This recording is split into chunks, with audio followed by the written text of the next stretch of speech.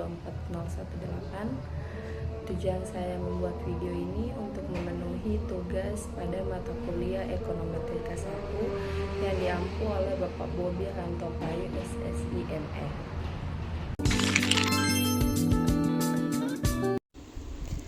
Non-autokorelasi adalah asumsi krusial dalam analisis regresi, khususnya untuk data runtut waktu, yang menyatakan bahwa kesalahan dari satu periode pengamatan tidak memiliki korelasi atau hubungan sistematis dengan kesalahan pada periode pengamatan lainnya.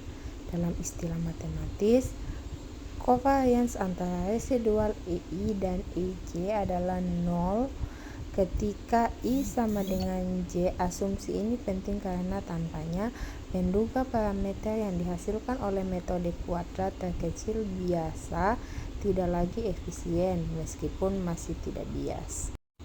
Penyebab utama munculnya autokorelasi seringkali terkait dengan sifat data time series dan spesifikasi model yang kurang tepat.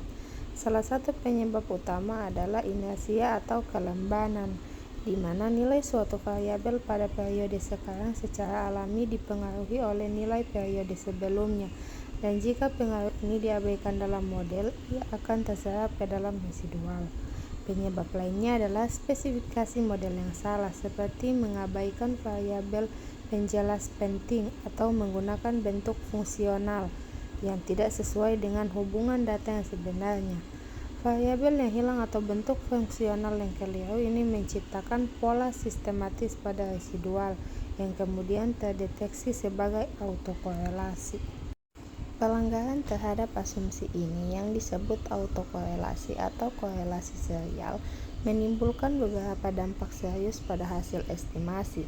Dampak utamanya adalah standar E dari koefisien regresi cenderung diperkirakan terlalu rendah, terutama pada kasus autokorelasi positif. Hal ini menyebabkan nilai statistik T dan F menjadi lebih besar dari yang seharusnya, membuat koefisien regresi terlihat terlalu signifikan atau model tampak overestimate.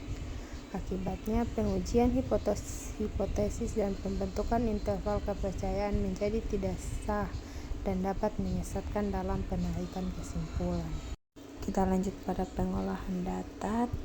Klik regression, habis itu linear, buka statistik,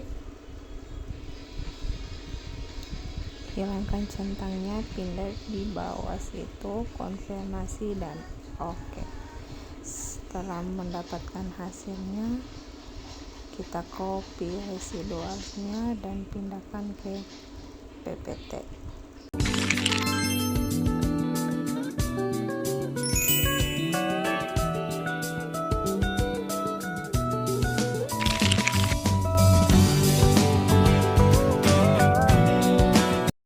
Berdasarkan tabel residual statistik dari model regresi dengan variabel dependen pertumbuhan ekonomi dan melibatkan 14 observasi, dapat dilihat bahwa nilai pertumbuhan ekonomi yang diprediksi oleh model berkisar antara 208,6108 hingga 842,0060 dengan nilai rata-rata 395,8571 dan standar deviasi 179,55440.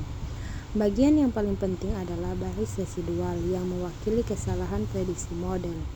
Sesuai dengan prinsip regresi ordinary least squares, rata-rata residual adalah 0,000, yang menunjukkan bahwa kesalahan model saling menyedarkan. Namun, standar deviasi residual yang mencapai 431,24690 memberikan estimasi rata-rata besarnya kesalahan prediksi yang relatif tinggi. Pemeriksaan outlier dilakukan melalui STD residual dengan nilai minimum minus 2,479 dan maksimum 0,712.